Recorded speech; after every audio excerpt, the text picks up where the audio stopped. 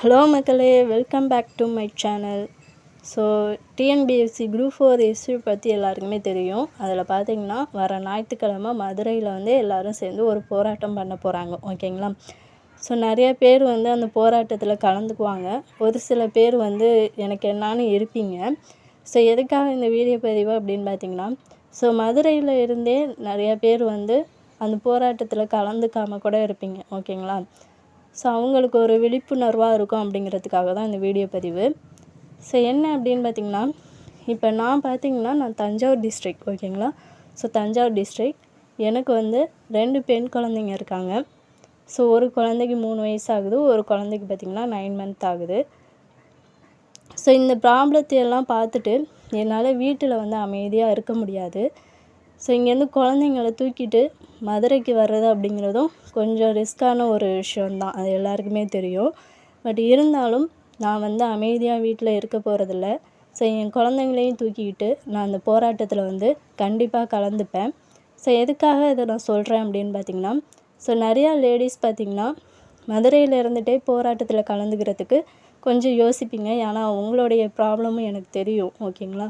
சரி, நீங்கள் எவ்வளோ விஷயத்த ஃபேஸ் பண்ணுவீங்க அப்படின்னு எனக்கு தெரியும். ஏன்னா உங்களுக்கும் குழந்தைங்க இருக்கும். ஸோ அந்த குழந்தைங்கள வச்சுக்கிட்டு இந்த மாதிரி போராட்டத்தில் கலந்துக்கிறதுக்கு கொஞ்சம் ரிஸ்க்காக தான் இருக்கும். ஸோ இருந்தாலும் நான் பார்த்திங்கன்னா தஞ்சாவூர்லேருந்து மதுரைக்கு வரணும். ஸோ அது எவ்வளோ மணி நேரம் ட்ராவல் அப்படிங்கிறது எல்லாருக்குமே தெரியும்.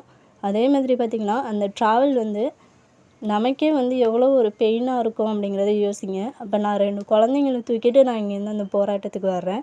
அப்போ அந்த குழந்தைங்களுக்கு அது எவ்வளோ பெரிய ஒரு வலியை கொடுக்கும் அப்படிங்கிறத எல்லோரும் யோசித்து பாருங்கள். அதே டைம் பார்த்திங்கன்னா இப்போ தான் ரீசெண்டாக எனக்கு ஒரு ஆப்ரேஷன் கூட நடந்துச்சு.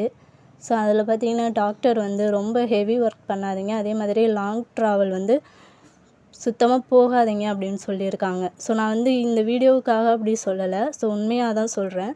லாங் ட்ராவல் பண்ணாதீங்க அப்படின்னு சொல்லியிருக்காங்க. ஸோ இருந்தாலும் இது எல்லா மாணவர்களுக்கான ஒரு நீதி கிடையாது.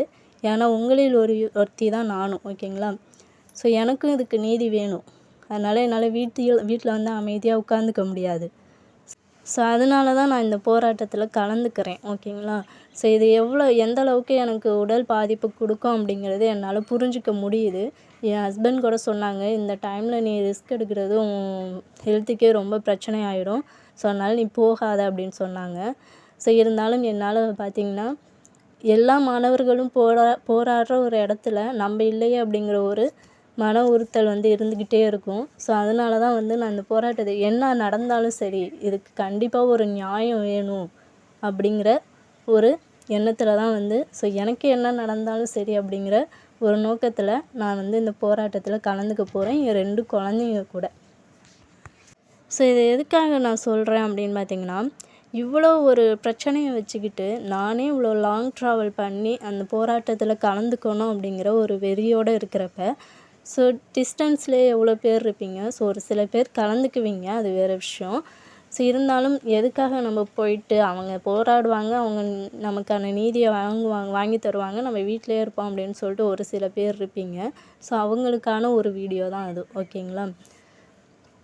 ஸோ நீங்கள் அவங்களுடைய பிரச்சனை அவங்க பார்த்துக்குவாங்க அப்படின்னு இல்லாமல், ஸோ இது நம்மளுடைய பிரச்சனை. இப்போ எப்படி உங்கள் வீட்டு பிரச்சனையை நீங்கள் பார்க்குறீங்களோ, அதை சால்வ் பண்ணணும்னு நினைக்கிறீங்களோ, அதே மாதிரி இந்த விஷயத்தையும் நினைங்க. கண்டிப்பாக இதுக்கு ஒரு சொல்யூஷன் கிடைக்கும்.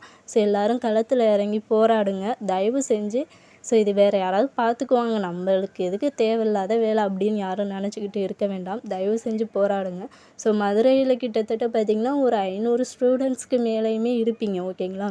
ஸோ எல்லாருமே கலந்துக்கிட்டாலே போதும், அதுவே போதும். ஓகேங்களா? இப்போ இந்த போராட்டத்தில் ஒரு 500 பேரோ 600 பேரோ கலந்துக்கிறதுல எந்த ஒரு பிரயோஜனமும் இல்லை. ஸோ அதிகமான ஸ்டூடெண்ட்ஸ் இருந்தால் தான் அதுக்கு அதிகமான ஒரு பவர் கிடைக்கும். ஸோ சீக்கிரம் அதுக்கான ஒரு ரிசல்ட் கிடைக்கும். ஸோ அதனால் முடிஞ்ச அளவுக்கு டிஸ்டன்ஸில் உள்ள எல்லாருமே அந்த போராட்டத்தில் கலந்துக்கங்க. ஸோ இதுதான் நமக்கு கடைசி வாய்ப்பு. இதை விட்டுட்டோம் அப்படின்னா டிஎன்பிஎஸ்சி என்ன நினைக்கிறாங்களோ, அவங்க என்ன சொல்கிறாங்களோ அதை மட்டும்தான் நம்ம கேட்குற மாதிரி இருக்கும். ஸோ அவங்க பார்த்திங்கன்னா தேர்வை ரத்து பண்ண மாட்டோம் அப்படிங்கிற ஒரு முடிவில் கரெக்டாக இருக்காங்க. ஓகேங்களா? ஸோ அந்த முடிவை நம்ம மாற்றியே ஆகணும். நமக்கு ரீ எக்ஸாம் வச்சே ஆகணும். அதே மாதிரி நமக்கு சரியான ஒரு விளக்கத்தை வந்து டிஎன்பிஎஸ்சி தரப்புலேருந்து கொடுத்தே ஆகணும். ஸோ அதனால் எல்லோரும் போராட்டத்தில் கலந்துக்கங்க. இது பார்த்திங்கன்னா என்னுடைய ஒரு அன்பான வேண்டுகோளாக எடுத்துக்கோங்க. ஸோ இவ்வளோ ரிஸ்க் எடுத்துகிட்டு நானே வந்து அந்த போராட்டத்தில் கலந்துக்கிறப்ப ஸோ எல்லாருமே வந்து ட்ரை பண்ணுங்கள். முடிஞ்ச அளவுக்கு எல்லோரும் போராட்டத்தில் கலந்துக்கங்க. ஸோ எல்லோரும் களத்தில் சந்திப்போம். All the best. நமக்கு ஒரு நல்ல தீர்வு கிடைக்கும் அப்படின்னு நான் நம்புகிறேன். ஸோ எல்லோரும் அந்த நம்பிக்கையோட போராட்டத்தில் கலந்துக்கங்க.